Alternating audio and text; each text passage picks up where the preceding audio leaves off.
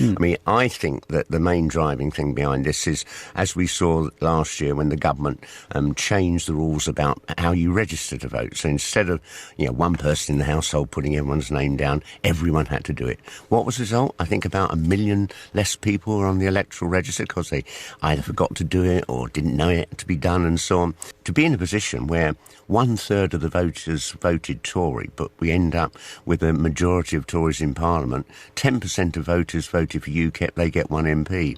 If we want a more credible and fair system, we should think of proportional representation. Yeah, but we should also think of the integrity of the system itself. And that's the point. I mean, I could understand if this was coming just from politicians, but it's not. It's coming from the Electoral Commission as well, who have welcomed this announcement of an experiment. And that rather damages your case that it's political.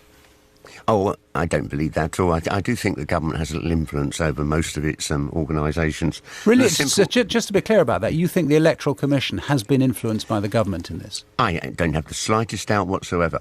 The simple fact is, if the Electoral Commission had stood up and said to the government, making the change you did last year is going to take hundreds of thousands, perhaps 1 million people off the voters list, I'd have more respect for them.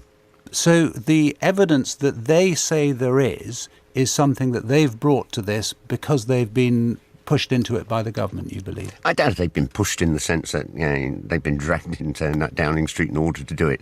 But there'll be pressure and influence. I mean, the simple fact is, if there was widespread fraud, we'd all be supporting this. But it's a very, very small number of instances.